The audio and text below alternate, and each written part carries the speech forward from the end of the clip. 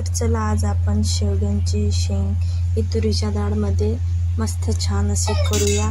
बघा किती छान असे झालेले आहे। मी इथं तुरीची डाळ शिजवून घेतलेली आहे छान कुकरमध्ये लावून, आणि शेवग्याच्या शेंगाची साल काढून घेतलेली आहे। इथं कांदा, टोमॅटो, कोथिंबीर आणि आपले शेंगदाणा घेतलेला आहे।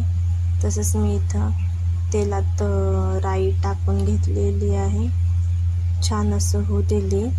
त्याच्यानंतर बघा इथे मी थोडंसं जिरं घातलं। जिरं घातल्यानंतर इथं मी हळद घालून घेतलेली आहे, आणि बघा याच्यामध्ये मी आपल्या सोललेल्या ज्या शेंगा आहेत ते टाकणार आहे। तर थोडासा मी तेलातच कोथिंबीर टाकून घेतला, कारण याच्यामध्ये आपण हे हळद नमक याच्यामध्ये घालून घेतलेलं शिजून घेतल्या शेंगा, तर त्याला एकदम छान अशी चव लागते। वरून थोडंसं नमक घातलं आणि परतून घेते, एकदम चवीला छान असं लागते। आणि थोडंसं शिजेपर्यंत पाणी घातलं, तर आपण हे शिजून घेऊया। मी इथं झाकून ठेवून शिजून घेतलेली आहे, तरी 5 मिनिटं शिजवून घेतलेली आहे ही शेंग। बघा किती छान अशी दिसते, आणि लहान मुलांना सुद्धा ही आपण खायला देऊ शकतो, कारण त्याची चव एकदम छान अशी लागते। आपली शेंग तयार झालेली आहे, शिजली पण आहे बघा, अशी दाबून बघू। आणि बघा आता याच्यामध्ये आपण कढईमध्ये परत तेल टाकून घेतलेलं आहे, थोडंसं अर्धा चम्मच जिरं घातलेलं मी, आणि याच्यामध्ये कांदा घातला।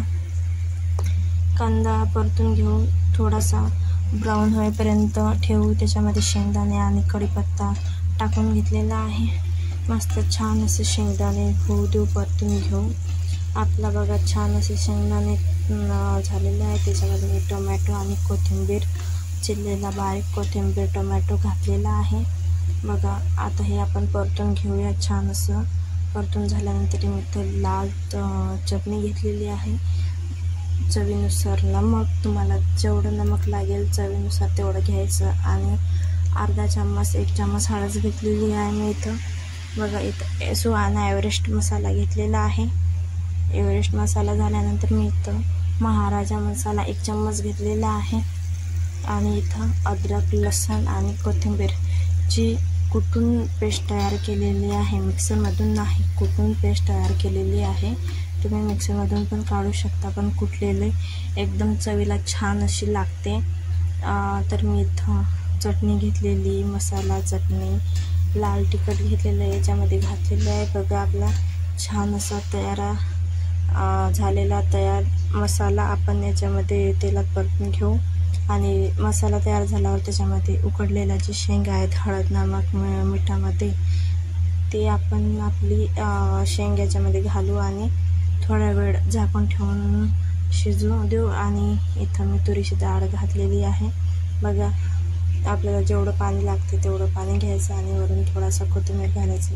बघा किती छान अशी तुरीतल्या डाळीतली शेंग तयार झालेली आहे। माझा व्हिडिओ आवडला असेल तर लाईक आणि सबस्क्राईब करायला विसरू नका।